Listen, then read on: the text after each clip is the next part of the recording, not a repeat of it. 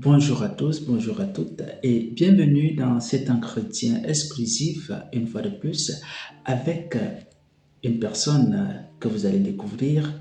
Lui, c'est le diacre Cédric Ayena de la congrégation des Pères Lazaristes.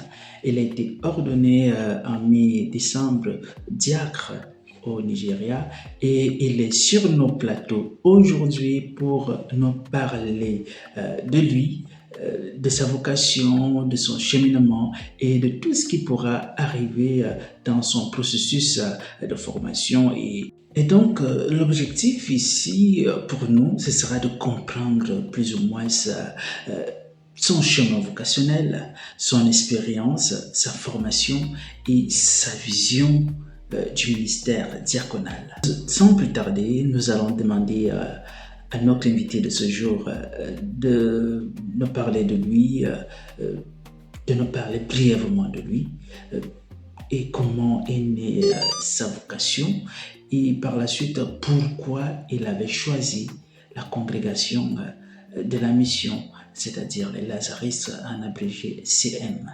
Donc nous leur laissons la parole, qu'ils nous disent à quoi tout cela renvoie pour que nous puissions mieux comprendre et avoir des informations sur lui, sur la congrégation et sur son parcours vocationnel. Je suis originaire du diocèse de Bafia, dans l'Omba-Menkim. J'ai grandi dans un contexte un peu particulier. Nous vivions un peu comme des nomades parce que papa étant gendarme, aujourd'hui retraité, nous embarquait avec lui quand il allait dans des diverses missions, dans des différentes régions du pays. Nous le suivons. Et après, il a pu construire une maison à Yaoundé où nous nous sommes installés avec la famille. Et nous avons grandi là. Alors, on allait à l'école.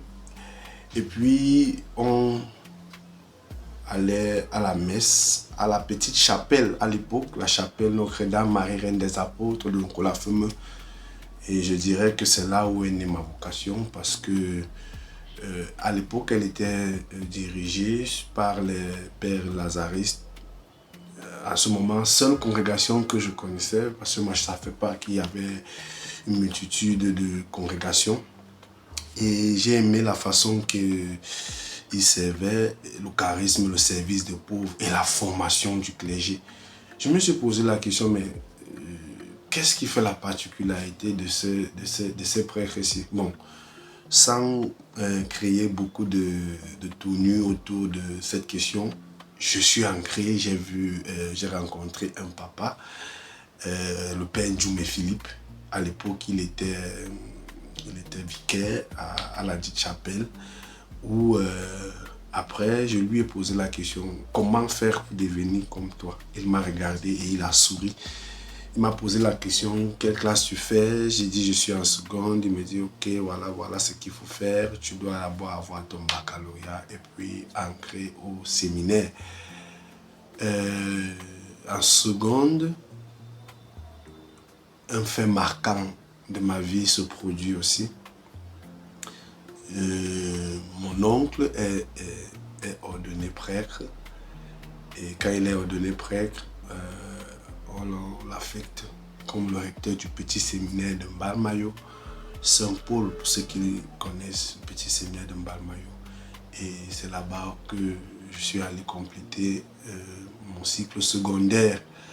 Après ce cycle secondaire, je n'ai pas poursuivi dans le diocèse, je suis revenu voir les Lazaristes et je suis parti voir le chargé de vocation qui m'a donné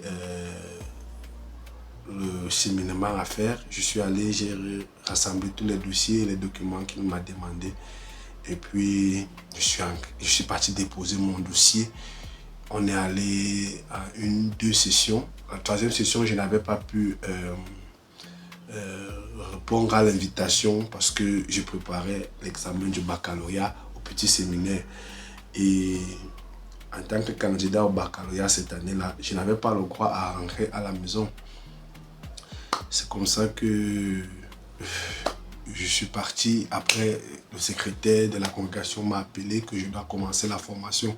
C'était le 5 septembre 2016. Pourquoi avoir choisi la congrégation de la mission? J'ai été flatté par leur charisme, leur façon de vivre et la simplicité avec laquelle ceux qui vivaient là en tant que séminaristes et prêtres revêtaient, parce que ils étaient la session était facile, on pouvait parler facilement avec eux, on pouvait échanger facilement avec eux et ça m'a plu. Je me suis dit, mais pourquoi pas? Pourquoi pas? Voilà un peu ce que je peux dire brièvement de mon parcours personnel et ma vocation. Alors, on pourrait se poser une question un peu qui nous taraude là à l'esprit. Et comment décrivez-vous votre entrée au séminaire ou bien vos premières années au séminaire? Comment vous les avez vécues? Qu'est-ce qui vous a motivé durant ce parcours-là? Quand j'entre au séminaire, mon expérience était un peu... j'étais bouleversé. Vous savez, vous entrez dans un monde où vous trouvez des personnes que vous ne connaissez pas, des personnes que vous n'avez jamais rencontrées et des personnes aussi qui ont une culture différente que la vôtre. Et il était question pour moi d'essayer de m'adapter. Ce que j'ai su bien faire, j'ai pu m'adapter facilement au rythme même du séminaire, parce qu'il faut le dire, le séminaire a des heures et de la prière, les études qui cadencent la journée de la vie d'un séminariste. Donc c'était pas facile, mais bon, avec la prière et un peu d'effort, on y arrive. On y arrive. Le programme spirituel m'a aidé à vraiment avoir un soubassement solide pour cette vocation que je venais d'embrasser. Et ça m'a aidé aussi dans des moments très forts, des moments de peine et de sécheresse. Parce qu'il y a eu des moments aussi de peine et de sécheresse. C'est la prière qui m'a aidé et aussi la direction spirituelle qui je recommande vraiment. C'est mon directeur spirituel qui m'a toujours sorti de ces sécheresses-là à l'aide des conseils, de l'écoute et des petites astuces qu'il me donnait et j'ai pu m'en sortir. Intellectuellement parlant, la vie au séminaire, comme on le sait, le prêtre est un homme de tous les milieux, c'est-à-dire qu'il doit aiguiser sa raison, il doit faire travailler son cerveau afin qu'il puisse répondre aux attentes de ses auditeurs, n'importe où il se retrouvera. Donc, le cursus aussi académique ou alors le cursus au séminaire aide le séminariste à aiguiser sa raison et sa façon de penser, sa façon d'interagir, sa façon de réagir face à une difficulté. Voilà. On sait qu'un parcours ne se passe pas toujours d'une manière aussi simple que cela, mais est-ce que vous pourriez nous dire les difficultés que vous avez rencontrées sur votre cheminement formatif au séminaire? Parlant des difficultés que j'ai rencontrées, je dirais que le premier défi, c'est celui de la solitude. Tu quittes ta famille, tu rejoins un espace où tu vois, tu es avec des gens, vous vivez quelque chose communautairement, vous vivez quelque chose de fort, mais tu as toujours l'impression d'être seul. Tu as l'impression d'être seul. Et il est question donc dans cette solitude, non de se morfondre sur sa personne ou de ce qui t'arrive, mais de profiter de ce moment pour être en connexion avec Dieu. Un moment aussi de nourrir son côté spirituel, un moment de nourrir aussi ce côté psychique-là. Donc, c'était la première difficulté. La deuxième difficulté, c'était l'inculturation. Parce que, comme je l'ai dit plus haut, quand on entre au séminaire, il y a le choc de culture. Et comme on le sait, nous sommes en Afrique, chacun veut imprimer sa culture, il voulait qu'on valorise sa culture. Donc, il y avait ce choc de culture, chacun voulait que sa culture soit la meilleure culture et qu'on reconnaisse que c'est la meilleure culture. Donc, c'était un peu ça, c'était la deuxième difficulté que j'ai rencontrée. La troisième difficulté que je peux dire, c'était celle de la langue, comme je l'ai dit, la langue. Moi, j'ai fait tout mon premier cycle, toute la première partie de ma formation en français. C'est après le séminaire interne d'innoviciat que je suis venu au Nigeria pour étudier. Donc, c'était un peu très difficile pour moi de pouvoir faire les études théologiques en anglais. Quand je venais, je pensais même que je n'allais pas m'en sortir. Mais avec les conseils des uns et des autres, le soutien spirituel et les propres efforts, mon propre effort que j'ai pu fournir, nous voici aujourd'hui. Je suis en train de terminer mon cursus de théologie. Et quels ont été les grands moments de votre parcours de formation? Comment je décris mes premières années au séminaire? J'ai dit c'était avec joie, puisque j'aimais d'abord ce que je faisais. Je prenais plaisir à vivre la vie du séminaire jusqu'à ce que j'ai eu une première difficulté qui était le problème de langue. Problème de langue parce que, pour le signifier, la congrégation est internationale et à un certain moment de la formation, on laisse le séminariste on donne au séminaire la possibilité de pouvoir apprendre les nouvelles langues en introduisant par exemple dans la liturgie, dans certains cours, dans certains programmes de la maison, une seconde langue pour aider le jeune séminariste à pouvoir s'en sortir et à maîtriser une autre langue que la langue qu'il maîtrise mieux. Donc mes premières années au séminaire étaient des années d'écoute beaucoup et d'observation. Je regardais beaucoup et j'écoutais beaucoup aussi les conseils que certains aînés me donnaient. Voilà un peu comment je peux décrire les premières années du séminaire. Alors, dites-nous, quel a été votre parcours académique et spirituel que vous avez pu avoir durant votre parcours à arriver jusqu'à cette étape de diacre? Je suis le prêtre lazariste. La formation s'étend sur, disons, 10 ans, divisé en 4 étapes, si je peux l'appeler ainsi, ou alors en 4 cycles. Le premier cycle, c'est le cycle de la propédeutique, où on est appelé à apprendre les règles de vie communautaire et essayer de nous introduire un tout petit peu dans la vie religieuse que nous voulons embrasser. Maintenant, après cette étape, nous avons 3 années de philosophie où le candidat est appelé à raisonner sur des questions philosophiques et après cela, il va faire une année de pastorale, généralement appelée stage canonique, dans une communauté de la congrégation où il pourra faire l'expérience communautaire et vivre un peu la vie communautaire en préfiguration de celle qui vivra après ses vœux perpétuels. Maintenant, nous avons le noviciat que nous appelons chez nous le séminaire interne qui dure une année.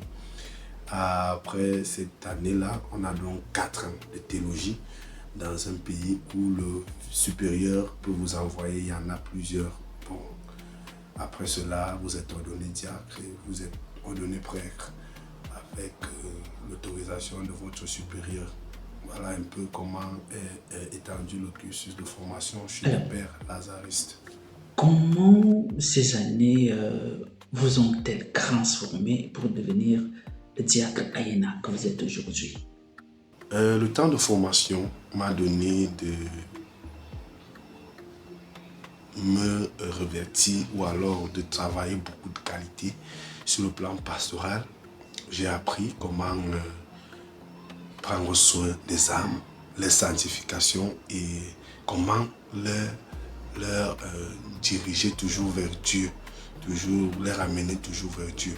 Donc le temps de formation m'a donné comment gérer le peuple de Dieu, le Laos Tutéo, comment prendre soin d'eux et comment les rapprocher toujours de Dieu. Voilà un peu ce que j'ai appris sur le champ pastoral. Maintenant, sur le champ du leadership communautaire, l'homme de Dieu, le prêtre, est un leader. Et le temps de formation m'a permis de comprendre que le leadership, donc nous sommes appelés à exercer, n'est pas un leadership comme celui du monde, mais c'est un leadership basé sur le service, comme nous pouvons le lire dans le Matthieu 10, verset 24 à 28, oui, là où Jésus rappelle comment nous devons exercer le leadership dans le service, oui, dans le service. Et aussi, j'ai appris tout au long de ces années à comment accompagner des gens, comment rapprocher des personnes de Dieu, oui, dans l'accompagnement spirituel. Je pense que tout ce que j'ai reçu dans l'accompagnement spirituel va m'aider à sauver le peuple de Dieu, à rapprocher le peuple de Dieu de sa maison et aussi de rapprocher les âmes du paradis. Voilà un peu ce que je peux dire par rapport à ce que j'ai gagné comme qualité tout au long de cette formation. Vous êtes maintenant ordonné diacre. Après des années de formation, alors dites-nous concrètement, qu'est-ce que représente vraiment pour vous cette ordination diaconale? Et quelles sont les émotions, bien, qu'est-ce qui vous a traversé l'esprit quand vous avez été ordonné diacre? L'ordination diaconale, pour moi, ça se résume en deux choses. Premièrement, le service. Le diacre est appelé à servir partout où il se retrouve, que ce soit à l'église, que ce soit même dans la vie communautaire. C'est le ministère du service. Et pour moi aussi, c'est le don total. Celui qui reçoit l'ordination diaconale, celui qui reçoit le diaconat, est celui-là qui se fait don. C'est celui qui donne son corps, qui donne son être pour le service de Dieu, au service de Dieu. Donc, voilà comment je peux définir ce que représente le diaconat pour moi. Deux choses, le service et le don total. Maintenant, l'émotion qui m'a traversé ce jour, le jour de mon ordination, j'étais content, pour être franc, j'avais un peu peur. J'avais peur et je me disais, est-ce que je serais à la hauteur de mes attentes, à la hauteur de ce que l'Église attend de moi et de ce que la congrégation où j'appartiens attend de moi. Donc, il y avait cette peur, mais j'étais aussi content que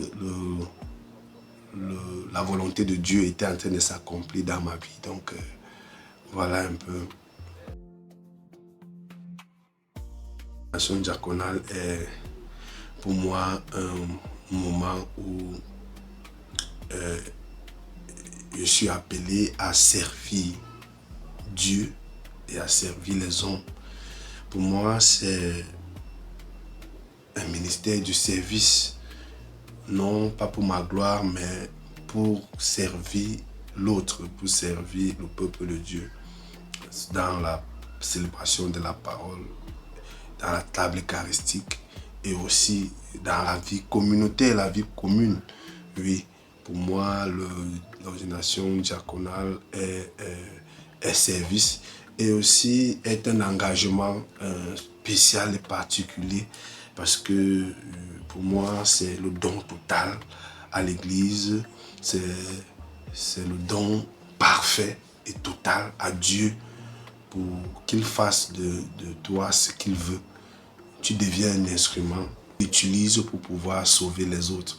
Donc pour moi, c'est sur ces deux pans ces deux prismes que je peux définir l'ordination diaconale, le service et le don total.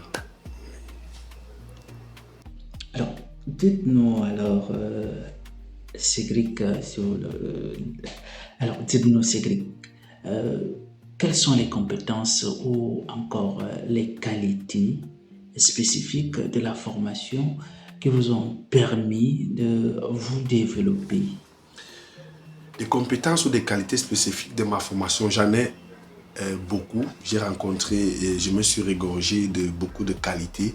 Premièrement, sur la pastorale, la formation, le temps de formation m'a donné l'opportunité de me charger et d'avoir des qualités pastorales nécessaires pour la pastorale, spécialement dans le service et dans la sanctification des âmes. La sanctification des âmes. Oui, donc le temps de formation m'a donné ces qualités-là qui m'aideront à pouvoir m'occuper du peuple de Dieu, de la hospitalité. Et aussi, le prêtre est un leader. Le prêtre est un leader, l'homme de Dieu est un leader. L'évêque qui nous a ordonné nous l'a rappelé.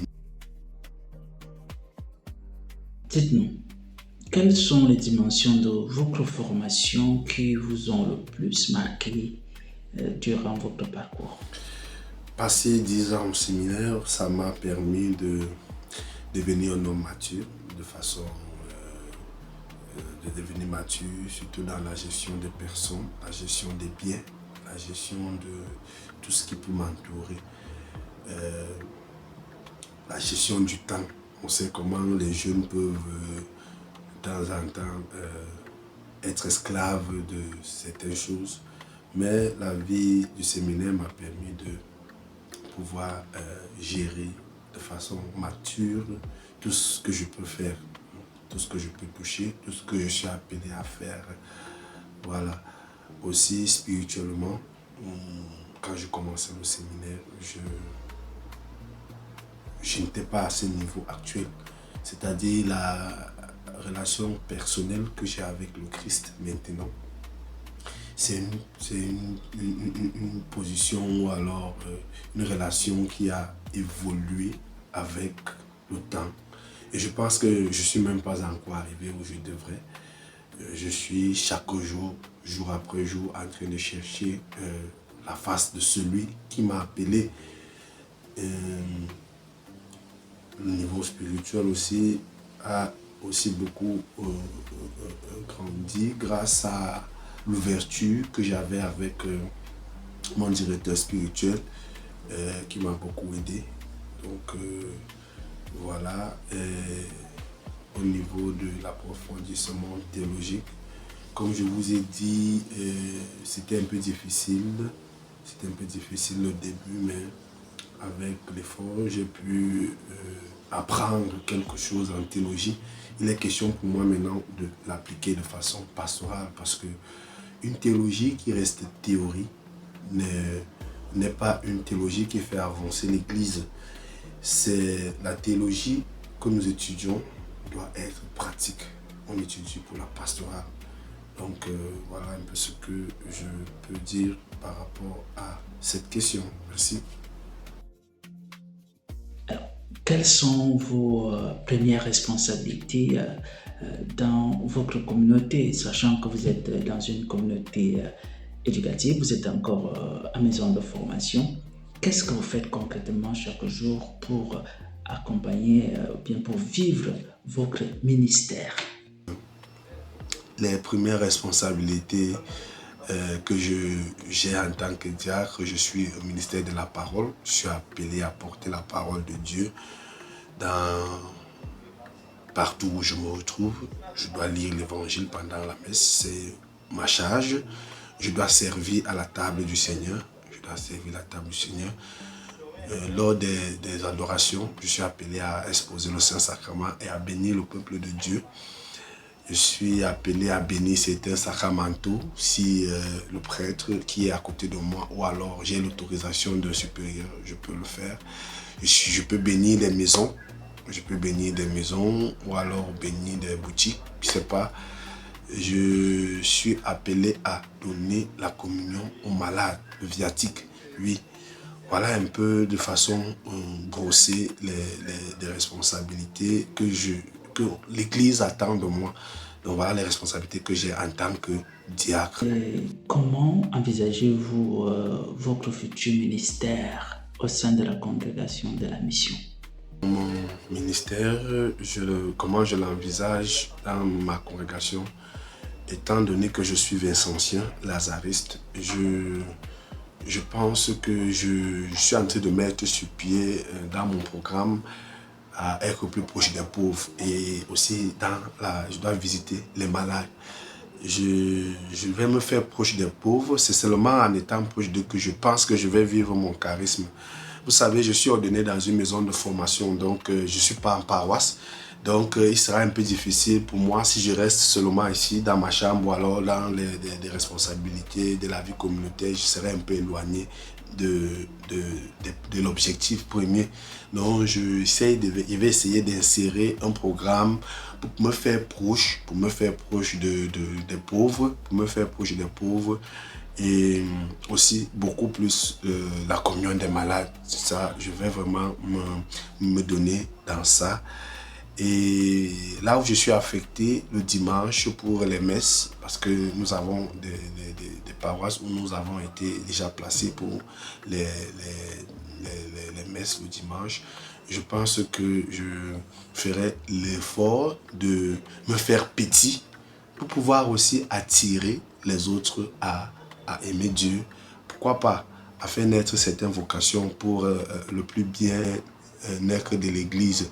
Donc, voilà un peu ce que j'envisage faire par rapport à mon ministère, comment je veux vivre mon ministère dans la congrégation. Je veux me faire proche des pauvres et proche des malades, oui, parce que je pense que c'est dans cela que je vais faire la mission prônée par mon fondateur, Saint Vincent de Paul.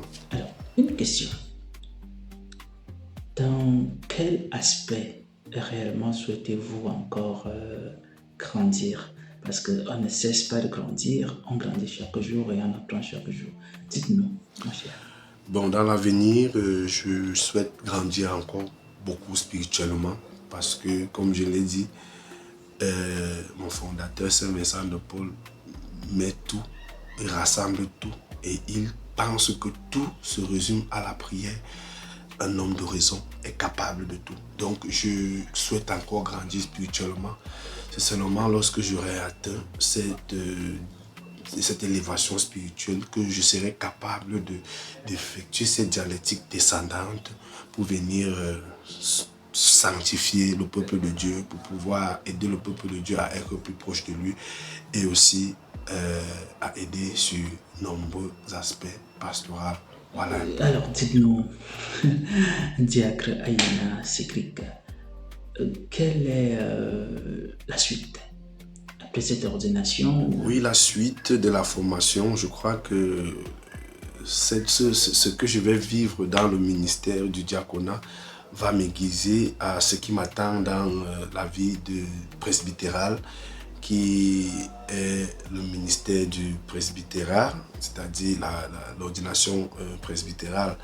Donc la formation va m'aiguiser, va me donner la forme pour pouvoir être un bon prêtre, pour pouvoir être un bon pasteur selon le cœur de Dieu. Quels sont les projets que la congrégation a pour vous? Probablement une ordination presbytérale. Dites-nous.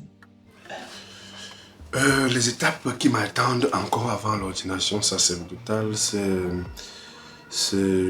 que je puisse me perfectionner sur le plan pastoral. Je dois apprendre à diriger une paroisse sous le contrôle du prêtre avec qui je serai envoyé. Je dois savoir m'insérer dans la pastorale. Vous savez, souvent vous allez arriver dans des paroisses et il y a déjà une dynamique qui a été faite par le curé. Vous devez apprendre à pouvoir vous insérer. Donc voilà, je dois apprendre à m'insérer dans la pastorale, que ce soit sur la pastorale des jeunes, la pastorale des adultes ou alors la pastorale des vieillards. Donc je dois essayer de m'insérer et aussi je dois beaucoup travailler sur la préparation spirituelle. Je dois voir comment on apprend comment on fait des confessions, parce que je serai appelé dans le ministère du presbytère à écouter des confessions, à maîtriser tous les aspects qui se retrouvent autour de ce thème confession, parce que c'est toute une autre formation. Et aussi, je dirais que il va falloir que je me revêtisse de beaucoup de qualités pastorales, parce que la vie du prêtre, la vie d'un prêtre, c'est la pastorale. Il n'y a pas deux choses, la pastorale. Donc voilà ce qui m'attend encore pour la suite de ma formation. Au regard de l'Église et de la mission aujourd'hui, quel défi voyez-vous pour l'Église aujourd'hui, en particulier dans votre région, là où vous vous trouvez? Comment un diacre peut-il répondre à ces enjeux-là? Ou encore, quel message vous adressez aux jeunes en discernement vocationnel? Le défi que je vois pour l'Église aujourd'hui, en particulier dans la région où je me trouve, je dirais qu'il y en a deux. Le premier défi, c'est que beaucoup de chrétiens sont dans ce qu'ils appellent ici, entre guillemets, pentecôtialisme, c'est en anglais. Donc, les prières charismatiques, là, vous voyez.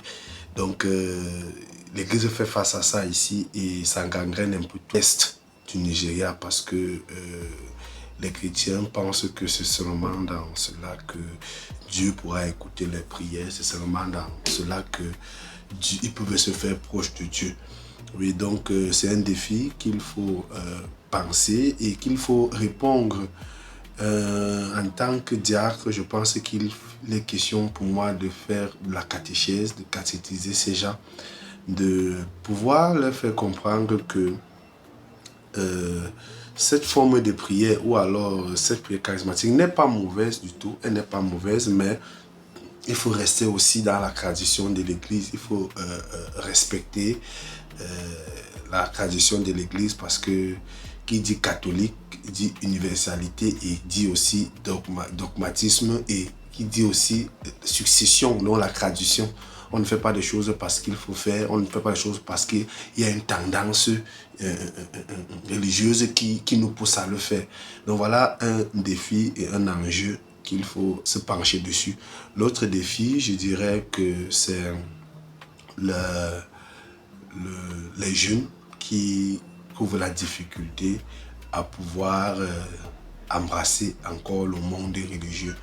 Oui, c'est vrai que ça, c'est bizarre, mais les jeunes, beaucoup de jeunes aujourd'hui ne voient plus leur avenir dans la vie religieuse, ou alors s'ils entrent, ce n'est pas parce qu'ils veulent, c'est parce qu'ils sont forcés, ou alors c'est par rapport aux conditions de vie. Donc il y a cette perte du goût de la vie religieuse. Je pense que en tant que diacre, il faut redonner ce goût aux jeunes par créer des groupes, ou alors je vais appeler ça comment, essayer de les regrouper pour pouvoir donner des conférences, voilà, des conférences pour pouvoir, non pas pour forcer pour qu'ils entrent, mais pour qu'ils puissent comprendre que c'est une vocation, et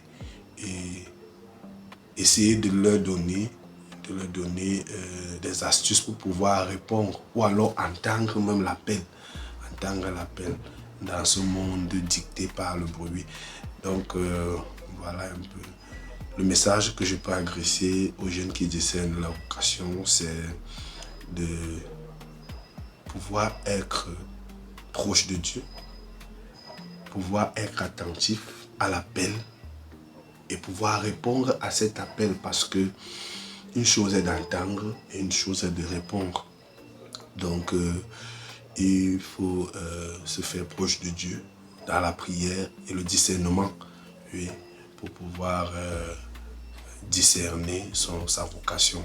Alors, ici prend fin cette interview riche et dense que nous avons eue avec le diacre Cédric Ayena, qui nous a permis, malgré son temps qui était chargé, de trouver du temps pour nous, pour nous parler de lui, de sa vocation et de son cheminement. Alors, nous ne saurons quitter de ce plateau sans le remercier de sa disponibilité et même de tout ce qu'il a pu vivre durant sa formation. Sur ce, nous vous souhaitons une joyeuse fête de Noël et que Dieu bénisse chacun et chacune de vous. Au nom du Père et du Fils et du Saint-Esprit. Amen. Joyeux Noël à tous.